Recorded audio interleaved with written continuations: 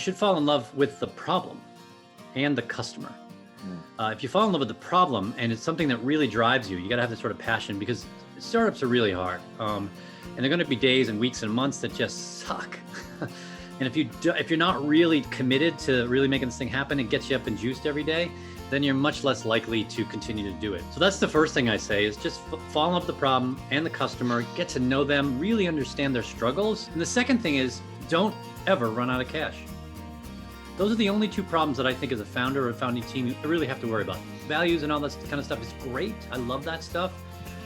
But I would make it secondary to those two things. The following is brought to you by Thryv, the end-to-end client experience platform that helps you get the job, manage the job, and get credit.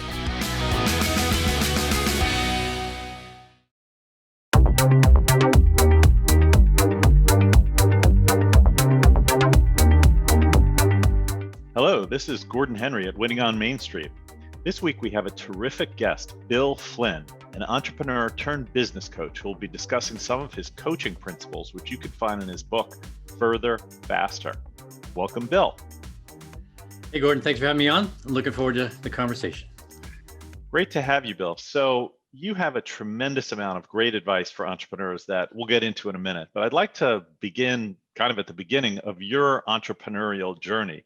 You have an incredible background. You ran something like 10 startups in 25 years, nearly all of which got sold or went public, which seems incredible, the batting average. Can you kind of walk us through it? Sure. Well, first is I didn't run them all myself. I helped to run them to give credit to others. So it's definitely a team of us. I was generally most of the time was on the sort of sales and marketing side. So I would consider that the more difficult side of most businesses that are startups. But still, there was certainly a bunch of people that surrounded me.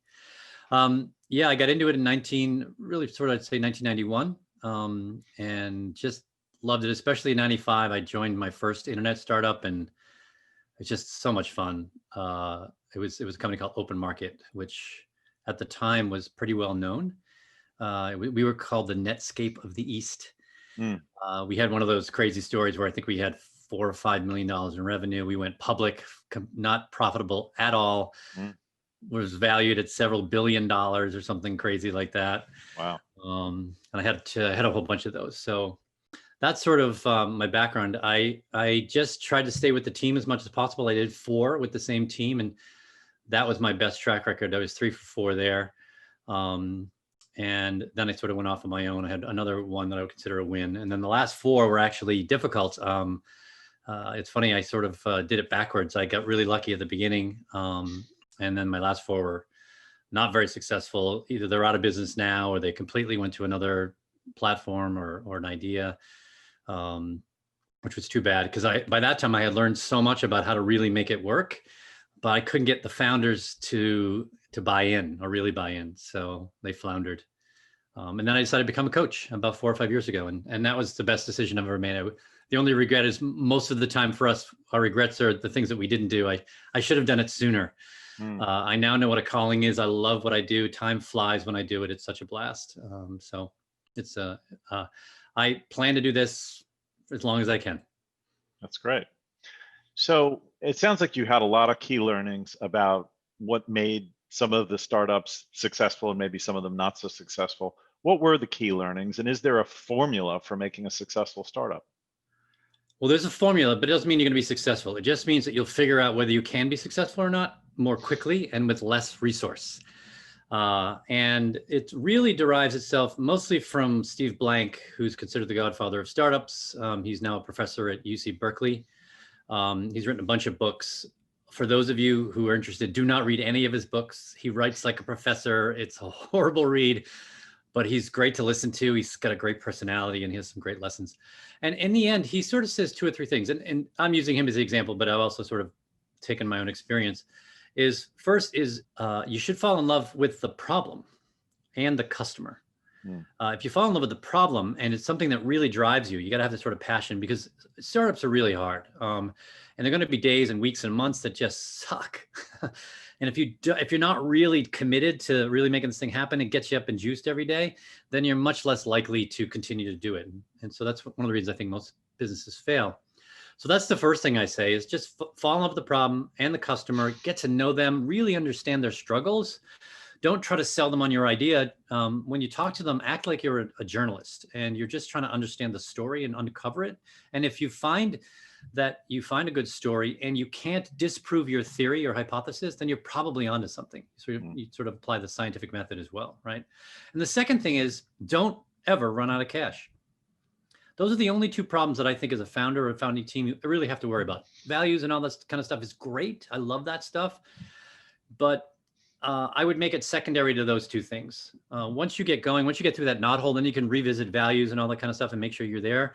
I do say that you have to go back to all the key decisions that you made when you were a startup, in startup mode prior to what some call product market fit, and revisit those key decisions to make sure that they're right moving forward. Because often, I don't know if you've done any startups, Gordon, or you know anyone, you make these crazy decisions, right? Because you have to survive or you're just trying stuff. And if you keep that mentality going forward as your driving ethos, it can send you in crazy directions. Because most founders think they can do anything, and they probably can. Especially in the startup world, there's a phrase called SMOP, which is just a small matter of programming, right? We can do anything you want. The problem is you shouldn't be doing anything you want. You should be doing something that's very specific, very focused, and get really, really good at it. Most really great businesses, as they get through that knothole, are really, really good at what they do. So those are the two things I would say. Don't fall in love with the problem.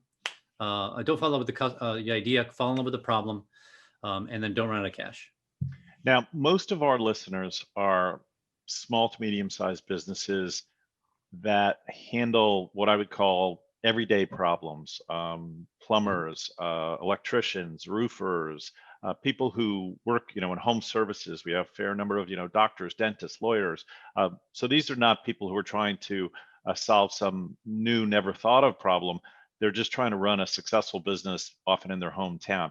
Is that type of startup different than the startups that you worked with in the technology space? Not really. So we often think that we know why people come to us, and we're very often wrong. So I would apply the same principles, which is really understand your customer. Mm-hmm. Even if you got through the knothole or whatever, or you started with a business that it's not really a startup, really. You're just launching a business. I launched my own business here. I'm not a startup. I'm never, I'm a coach, and there are millions of coaches around the world, and I just sort of followed that formula. But what I did do is I said, who is my best customer? And you mentioned sort of dentists and doctors' offices, and there's something called design theory or design thinking, and if you apply that to your business, I think you're better off. And that's generally what you do as a startup, and that's basically understand the environment, understand your customer, understand the outcome that you're trying to reach, and then work backwards from there. So there was a story I read years ago about a doctor's office, and they had the designer came in, and it was a pediatric office. And what they did is they designed the office originally for adults, but their customers were kids. So the designer came in, and he got, or she, I can't remember, was it a woman or a man, got on their knees. And they sort of walked around on their knees, and to get the perspective of a child. Yeah. And they designed the office that way. So you weren't staring up at a big desk or whatever. It was sort of at that world. And the parents loved it because, you were thinking about their kid, and that became their business got better and better and better. They got recommended by others. So it's the same process. You're just looking at it differently. There's a theory called jobs to be done, which I think would apply to that. What is the job that people really hire you to do for them? Yeah, maybe it's to give shots and keep your kid healthy, but that's not the entire job. They want you to make your kid feel safe, and you want them to feel welcome. And they're scared because they're going into an environment where they don't know anything, and they have to trust this doctor. And so you have to create that environment for them. And then you've solved their problem. They've solved the whole job that they hired you to do, as opposed to one thing. So I'm a huge fan of jobs to be done. Those of you who don't know what it is, it's a theory that's been around for about 30 years. There's argument on who started it. I don't really care. Clayton Christensen, who's a Harvard business professor, is the one who sort of popularized it. He's sort of, I'd say he's the Paul to the Jesus of the movement, if you will. He was a promoter of it, and the biggest name, but there are a couple of other guys. My favorite is Bob Mesta, and And so I highly recommend, if you haven't read his book, Demand Side Sales 101, read it. It just digs really deeply into this whole process, gives wonderful examples of things, like Snickers bars and Casper mattress and all that kind of stuff of how this really works. So that's what I'd say to those folks. And by the way, for those, my dad was a pipe fitter, so I'm right there with the plumbers, electricians, all the trades. I've lived it as a child anyway. Yeah, essential services. So I'd like to turn to what you're doing now, and specifically some of the thinking in the book you wrote. So you're now a business coach, as you mentioned. You wrote a book called Further, Faster, and it really, I think, describes your thinking about what businesses need to do or entrepreneurs need to do. And you have built a course in really how to grow a business. And you talk about taking the guesswork out of growth.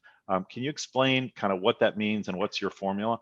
Yeah. So I'm going to back up a little bit, Gordon. So most businesses fail. There's some great stats out there by, I think it's the Small Business Administration and the Bureau of Labor Statistics, I think it's called. And they pretty much line up, which is you have about a 50% chance of making it 5 years. And then you have about a 25% chance of making it 15 and about a 16% chance of making it 25. So the longer you're in business, the less likely you are to stay in business. And I think when people start businesses, they generally aren't thinking, few of them are going to say, well, I'm going to do this for 4 or 5 years and flip it. They want to probably do this either as a lifestyle or they want to grow it to a big thing. And I'm sure people make that decision, they get bought or whatever, but those stats are pretty staggering. But what's not mentioned in those stats is those are just the ones that died. And that's almost better because it's over. There is a very large percentage of the people who didn't die who are just struggling every single day. And very, very few thrive. So what I've done and what I did in my book was I studied success. I said, so, what about this? What about these businesses that have survived and thrived? Is there any sort of commonality among them? I'm sort of a mini Jim Collins, right? I just I didn't go quite to his depths, but I read a lot of books. I read a lot of things. I talked to a lot of folks, and I found that there are just a few things that business leaders do really well, and it's embodied in the gentleman by the name of Alan-Mulally. Yeah. A lot of people don't know who he is. CEO of, go ahead. Yeah, you know who he is, right? Yeah. So CEO of Ford. He was also the CEO of Boeing Commercial Aircraft. And I would say he's probably the best leader we've had in a century. And what's really interesting is most people don't know who he is because he's just a humble guy. He didn't want to be in front of a camera. He wasn't a superstar CEO, like a Jobs or a Musk or whatever. It just wasn't his thing. He just wanted to get the job done. And there's this great book about his journey at Ford called American Icon. And it tells a great story about sort of what he did and how he did it. And he did a few things really well. And they really line up well with my premise, which is there are three main things that you have to do as a leader. Is you have to understand that performance is a team sport. It's very rare that you'll have these wonderful, lone wolves who get things done over a long period of time. Maybe it'll work for a short period of time, but over a long period of time, it doesn't work. And I think Steve Jobs is an excellent example of that. When he first did it, he tried to be the lone wolf. He tried to be the smartest guy in the room and do everything. And then he failed. He got kicked out of his company and he learned a lot of lessons at the end of that. And then when he was at Next and he came back and he was a different kind of leader. And he applied that a little differently. And so Al-Mulally had three things that he did, or four things really, which I boiled down into three. Performance is a team sport. You have to build a system is the second thing. A business is basically one big system. It's made up typically of a number of smaller subsystems. So I think your plumbers, electricians, et cetera, will get this, right? My dad was a refrigeration mechanic and he would put in big stores like Whole Foods and Stop and Shops here in the East. And the store was one big system, but it was made up of a number of smaller systems, from refrigeration to electric to the construction side of it, all of that. And they had to work well together. So you have to understand that as a business. If you want it to scale, you have to have some repeatability to what you do and some predictability. And then lastly, if you want to grow and you want to grow larger, it doesn't have to be billions of dollars, but certainly want to grow larger. You have to use cash as your financial growth metric. Why? Because growth costs money. And generally it costs money in front of growth. So you have to be a pretty good guesser and you have to invest wisely. So you have to have the money Either you have to make it yourself or you have to get it from somewhere else. I'm not a fan of getting it from other places unless it's friends and family or maybe a bank. Because as soon as you get investors that want their money back, you've decided to sell your company on that day. Mm. It may sound great. It's like, oh, they just gave me millions of dollars, but you've just decided to sell your company. They want it to be sold in 5 to 8 years. And then you're gonna have to figure that out. And sometimes you don't realize it until later, and now you're in trouble, and they generally vote you out at some point if you don't do what they want to do. So those are the three things. Learn how to build really great teams. Learn a business operating system. There are 23 different business operating systems that I could find so far. I'm a fan of a few of them. And then lastly, really understand cash. Cash is such an important metric to understand, and we don't pay enough attention to it. We love revenue. We're enamored of the revenue thing. But it's vanity. Revenue is just vanity, in my opinion. And I'm a 30-year sales guy, so that's saying something. That's great. You talk about, I think, some of the mistakes that entrepreneurs make. And one of the ones you talk about, or maybe this is more a dictum of what you're supposed to do, is you say, fire yourself from the day-to-day. Fire yourself from the day-to-day to the greatest degree possible to spend more time on creating the future of the business. What does that mean? Yeah, so for I think 3 or 4 years, I was a visited speaker, and I would speak. Those of you who don't know, it's a peer-to-peer advisory group that's international. They're pretty big. They've been around since like the 60s or the 50s. I can't remember. And basically you go in and you talk to 15, 16 CEOs at a time. And I was a speaker. And I had this sort of little mini experiment I did, which every time I went to speak to these groups, I would ask the same questions and see what the answers were. And I would either have them write them down or say them out loud.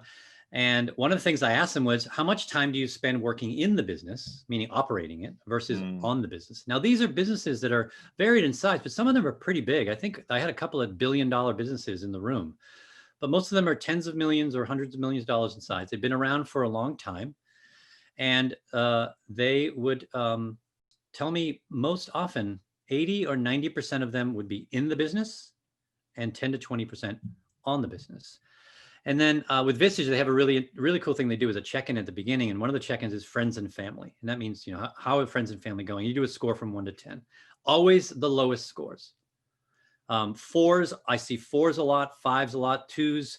That means that you're spending so much time in the business, you're not actually living your life, which is terrible. And then that's going to wear you down. And I think this is sort of this vicious circle, et cetera. So what I said is, what I've learned is those businesses that are run really well by the leader, they're not actually run by the leader. The leader has created an environment for other people to run the business because he or she knows that their job is now to predict the future of the business, not to run the day-to-day of the business. Again, varying of size, you know, all those kinds of things. So because, especially these days for many businesses, is things are changing dramatically. Technology and other things, the access to data. So a lot of things that were protected before, you know, before the internet and other things are not protected as much. And so things change much more rapidly. So you don't have time to do that. And that's about insight, innovation, and creativity. And the best, the question I also asked, and I'll ask this of you, Gordon, is that when do you get your best ideas? What are you doing? What's going on at that moment? Walking. Walking. That's my answer. Yeah, I do a lot of walking. Yep. And so you're just walking and you're probably just not really thinking that much. You're just walking. People say in the shower, when I'm on a run. And that's generally when your brain is quiet and relaxed. Because the older part of your brain is far more powerful than the newer part of your brain. And what happens generally is something called the edge effect, which these are loosely connected ideas that all of a sudden they actually physically change your brain. Your brain starts to connect these two things physically inside. There's a biological change. And that's when you get the idea of an insight.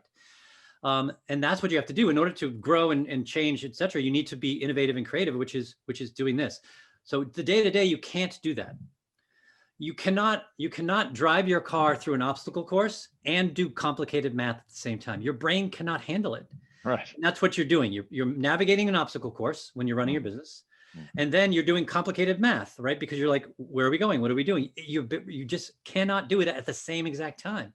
So you have to find time to just relax. And there's this one guy here in the Boston area. His name is Brian Halligan. He runs a company called HubSpot, which is one of the best growing and most respected companies in the country, maybe in the world, and pretty well known. And I know Brian a little bit. I'm not really friends with him, but we hang in this with the same people.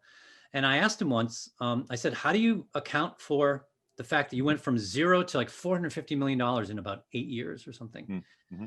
And he wrote me back right away and said, every Friday I work from home and I do not talk to anyone. And I just think. I read, I write, I do all sorts of stuff. And he said, and that's helping me to understand, to be able to plan for what we're going to do. And I bring these ideas to my team and then we work through them.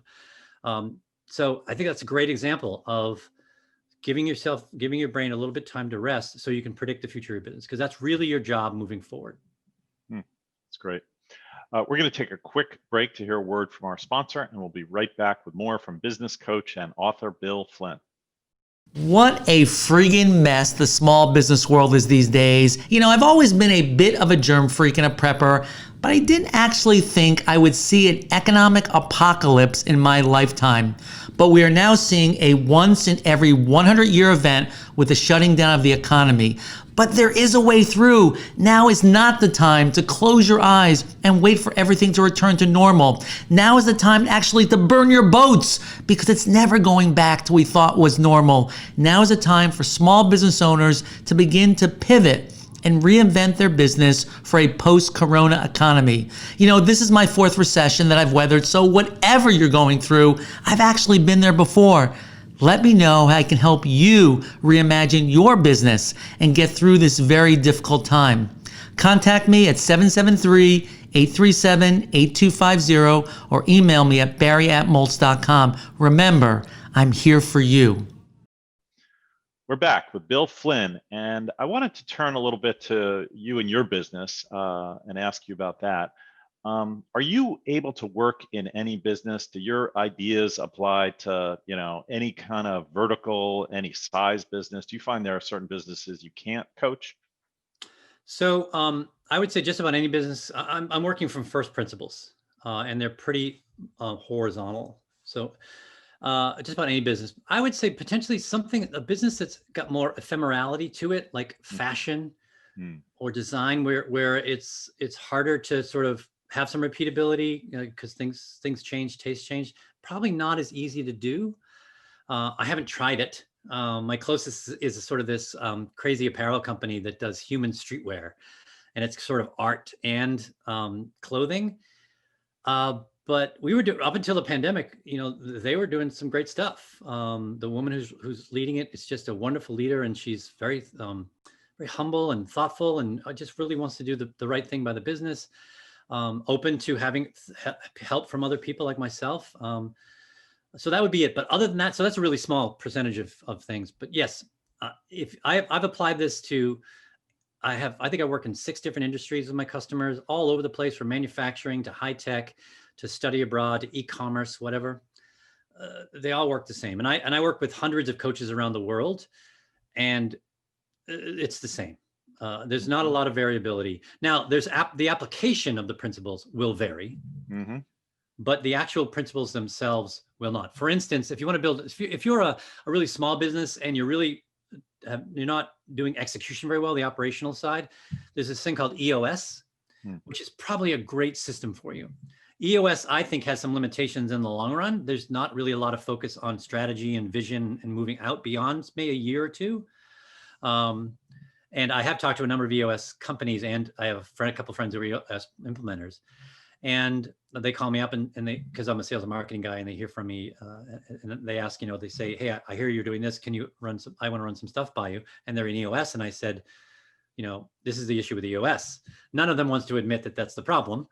But they're saying I'm having trouble getting sales, which means I'm having trouble growing. And so EOS helps you be really efficient and works really well. I actually cobbled together my own little sort of mini EOS when I was a leader, because I wasn't smart enough to know that there were systems out there when I was doing it. So I made my own, and it worked tremendously well for a little while. And then it sort of slowed. So those are, I think, generally 80, 90, 95% of businesses, this could apply to them. Absolutely. And your company is called Catalyst Growth Advisors, and you're based out of Boston. And you do take consulting assignments. So if somebody is interested in contacting you, we'll put that information in our show notes. But you're Great. at catalystgrowthadvisors.com, right? That is correct. Okay, great. And you said something interesting to me in our pre-meet that part of your fee is paid by the state if companies are coming in from the Massachusetts area, right? Yeah, there's this really cool fund in Massachusetts, and many states have it. I don't know how many. I know California has a similar thing, and Rhode Island also has something. I think these were started years and years ago through the Department of Labor for the trades, mostly to help you bring on, the apprentice and help to fund that, because obviously if you can accelerate their learning, then your business is going to grow and you have more jobs available, that kind of thing. So in Massachusetts, it's called the Workforce Training Fund. And for me, I've worked out my fees where half of them are paid by the state. They'll do up to a certain amount of money a year and per employee. That there's sort of some restrictions, but as long as you're in good standing with the state and you pay unemployment taxes, you can benefit from a fund like that, which is just terrific. And that's why I have one client in Maine and all of my other clients are Massachusetts. I think because I'm pretty expensive. And they're like, oh, cool. They like me, but they're like, I don't know if I want to pay that much money for you. And I say, oh, actually, you get half off. And they're like, oh, great. Let me do that. It's a kind of a pain in the ass bureaucratic process. It's not really streamlined, but it takes about a week or two to really nail it. And then about 3 or 4 weeks to get approved. No one has not gotten approved that has applied from my customers. So it's a wonderful little secret that most people just don't take advantage of. It's too bad. That's great to know. So just a couple more questions about your thinking, your theories before we kind of round this out. So you talk about purpose-driven businesses, and you say that many businesses should think about becoming a purpose-driven business or consider having a social impact angle. What does that mean? So purpose-driven and social impact are two different things. Okay. So purpose-driven. So I'm a neuroscience geek, right? And I love anthropology. I love all that kind of stuff. And one of the things that these scientists have found is that we have this unique tension as human beings, especially in the United States, I think in the West, is we want to consider ourselves as unique, but we also want to belong. And the belonging is the purpose side. If you can give someone something that they can tie into and feel like they're belong to something, but also make it so they feel like they're unique by belonging to that. So this is the tattoo culture. This is emo. This is punk rock. This is, Apple. Pick your sort of cultish like well-known thing. And that's why they do really well, is because people are like, yes, I'm different, but I'm part of this group. And there's this great meme that's out there. I can't remember where it is, but you could probably look it up. It's a classroom, and you're looking at the classroom as if you're the professor, and it has sort of that stadium theater seating. So you see, dozens and dozens of students are there, and they all have their laptops open, like they're taking notes. And all the laptops, except for a couple, are Apple. And at the bottom, it says, "Be different." Which is hilarious, right? But that's what they feel like they're different, right? So if you could do that, that's a wonderful, wonderful thing to do. And it really dovetails well with how our brain works. It's sort of a magic trick that you can do. So that's what I've learned. Having social impact is great. I think it's wonderful. I think the conscious capitalism movement is a wonderful movement. It's really thinking about all the stakeholders as opposed to just the shareholders, which, Milton Friedman screwed us on 50 years ago, whatever it was. And he was just wrong. Now, he was right in the short term. If you focus on your shareholders in the short term, then you will do well in the short term. But in the long term, you generally won't do well because you're ignoring your customers. You're ignoring your employees. You're ignoring your suppliers, your vendors, even your competitors a little bit. And in the conscious capitalism movement, which was really started by John Mackey and Kip Tindell and this guy Raj Sisodia, they basically say, look, if you care for all of your stakeholders, over the long term, it will benefit you. Yes, it will be expensive. You'll probably have a slower growth in the beginning. But in the long term, it'll be wonderful because you're sort of building this immune system with all of these different players that you're helping and protecting each other. And it's exactly what Alan Mulally did at Ford. He said, it's all of us. It's not just us at Ford, and not our shareholders. It's our dealers. It's our suppliers. It's all of these different places. And he was right. In 8 years, he turned Ford around from losing $17 billion the year he started to, I think, about 6 to 9 months after he left in 2014, Ford, for a little part of time, was the largest car manufacturer in the world again. And they were the first largest one until GM overtook them like 80 years ago. Right. That was their hit in the 90s, I guess, was the Taurus, right? Wasn't that the... Yes. And he went back to that. He said, we got to get more energy behind the Taurus. I mean, people love that car. Let's do it. Yeah. Last question before we sort of get to a little bit more personal is, I wanted to ask you, you talk about your customer research, and I think you love that saying, if I asked my customers what they wanted, I would have made faster horses, that people attribute to Henry Ford. So what do you think about customer research? And I know you're fond of, get close to the customer. But you shouldn't listen to your customers to figure out what the next product should be? No, you shouldn't. There's a great, if you type in the original train car, it looked like a stagecoach. Because that's, the people in the railroad industry said, oh, let's just make it, they just incrementalized the stagecoach, which is a horrible design for a rail car, right? It's not aerodynamic at all. It's top heavy. There's like so much stuff that's wrong with it. And there's a lot of great examples. There's a great story that Clayton Christensen was known for, which is called the milkshake story, which you might know, but many people don't. So I'll quickly tell it, which is he was asked by a McDonald's franchise owner to come in and help him sell more milkshakes. And he came in and said, okay, what did you do to do this? And he said, well, we talked to our customers and said, what would it take for you to buy more milkshakes? And he said, what did they tell you? So the owner said, oh, well, they said you need more flavors and you need different consistencies, more creamy, whatever, all these things. And he said, so what happened? He said, well, we did everything they said. What happened to sales? Nothing. Sales did not move. He said, great. So he and his team went in the next day and they had just observed, and they found that about 40% of all the milkshakes were purchased before 8 a.m. And another large percentage, but not quite as large, was bought in the early afternoon. And they went back the next day and asked those people and said, why did you buy the milkshake? And the people went in the morning and said, generally the same thing. I have a really long commute. It's super boring. I'm not hungry yet, but I will be before lunch. So this will hold me over. So they hired it basically to just distract them and fill them up a little bit. It really had nothing to do with anything in the flavor or whatever. And then the afternoon, it was dad typically, and dad was with the kids and he wanted to feel cool. Because the kids would say, hey, dad, can I get a milkshake? And he'd say, oh, it's okay, but don't tell mom. And so what he said, let's figure this out. So in the morning, what they did is they changed the delivery system. They didn't change the product at all. Because one of the other things that happened was, I think that the line sometimes could get really long. Those of us who, before pandemic, you want to go to Starbucks. Sometimes you're waiting in line for like 3, 4, 5 minutes to get your quick coffee. But it's important and you wait in line. You're not going in the store, whatever. So he said, for those who wanted to, we're going to put the milkshakes on the counter inside. We're going to give them a swipe card. Remember, this was years and years ago, before all the stuff we do with microcurrency and all that today. And they can just come in, grab their shake, pay for it, and leave. Don't have to talk to anyone. And sales started to go up. But in the afternoon, it was a packaging problem.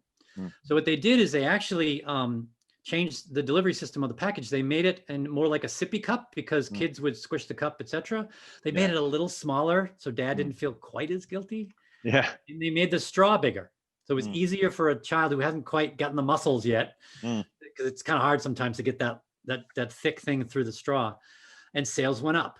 So that's really understanding why your customers buy from you. Don't ask them. They don't know. It's not their job to tell you how to make them satisfied. Their job is to complain and tell you their struggles. We love that. We're really good at that. And there's gold in there, and you could take that information and then apply it and say, how would we solve for that? Right? Waze did that when with the map, right? It's Google made a better map than MapQuest, put them out of business. But Waze said, why do people hire maps? And they found out most of us hire a map to go from point A to point B on time. And then they came at the problem differently, said, how would we do that with all the technology, all the things we have available? How would we do that? And they used the gyroscope and all the stuff in the phone, and create a much better solution. And Google, the king of maps, bought them for well over, I think, $1 billion, $1.3 billion. I can't remember the numbers I've heard, $1.6 million, $1.3 million, whatever it was. It was a lot of money, because they didn't look at the problem like Waze did. So, and there are tons and tons of other examples like that. Yeah, that's great. Well, Bill, we're almost out of time. I wanted to ask you, what do you do for fun? You're a busy guy. You got all these consulting clients. What do you do in your spare time, or do you have any? So I play hockey. It's sort of my outlet. Oh, wow. It's in a mask. It's a little harder these days because I'm older and I'm not quite as fit as I was. But that's what I do. I actually played last night and we won and I scored. It was very exciting. I don't score very often, so that's kind of cool. Otherwise, when I'm not working with my clients, I love to learn. So I'm always trying to find ways to learn. I'll be reading or watching TED Talks or whatever. I write about them a couple times a month just to help me learn better. And I put that out. That's on my website as well. So those would be the sort of the two things that I like to do. The other thing is probably a third, which I do more often now with the pandemic, is I love puzzles. And I think that's why I love startups. So I'm always doing the New York Times crossword. And I'm very proud because I used to be very intimidated by the Friday and Saturday, which are the hardest days. And now I do them first. I still don't do them very fast and I sometimes have to cheat, but I'm getting better at it. So that's what I do. Yeah, that's awesome. And last question, what's next for you? You said you love what you do, so I guess maybe the answer is you keep doing what you're doing, but what do you see for yourself in the next 3 to 5 years? Yeah, I don't think I'm really going off a track, but I'm amplifying. I've recently, so I have a purpose. I'm a purpose-driven company as well, which is really me. It's called Simplified Servanthood. And the premise is that I think it's a shame that really great ideas, really great businesses, and really great people fail or struggle for completely preventable reasons. And my goal is to change the slope of that curve that I mentioned, right? The 50% in 5 years, et cetera. It's not necessary. So I've joined the MG 100, which is something Marshall Goldsmith started and Alan Mulally started. It's a great organization with these wonderful thought leaders. Thinkers 50 is part of that. I was on a meeting with these people that I admire. I read their books, and Ken Blanchard is on there, and Dory Clark is on there, and Michael Bungay-Stanier, the Coaching Habit guys, is part of the group. It's just a wonderful group of people. And what's lovely is they're generous. And so they can help me amplify. I also became an advisor to the Women's Business Collaborative of trying to get more women into leadership positions. And quite frankly, I think women are generally more suited to be leaders than men, at least in the long term. And the pandemic has proved that out a little bit with, these great countries who've done really well. 7 out of the 10 best countries are run by women. It's kind of interesting. There's a lot of theories on that. So that's sort of what I want to do is I want to reach more people as I can. That's why I wrote the book. And as you mentioned, it's a do-it-yourself book. It's not, most consultants write books so they can confuse you, so you'll call them. I did not want to do that. I wrote it in simple terms. I have exercises that go with the book. If you want to call me, great. If you want to hire me, even better. But it wasn't designed to do that. Got it. Well, Bill, we're out of time, but I really appreciate you joining us. This has been a fascinating conversation, and I hope people who listen will look up Catalyst Growth Advisors, maybe read your book, and who knows, you may even get a couple of consulting clients. So thank you and have a great day. Great. Thanks for having me on, Gordon. Appreciate it. All right. This has been Gordon Henry, Winning on Main Street. We've been speaking with Bill Flynn, and we'll see you next week. Thanks very much.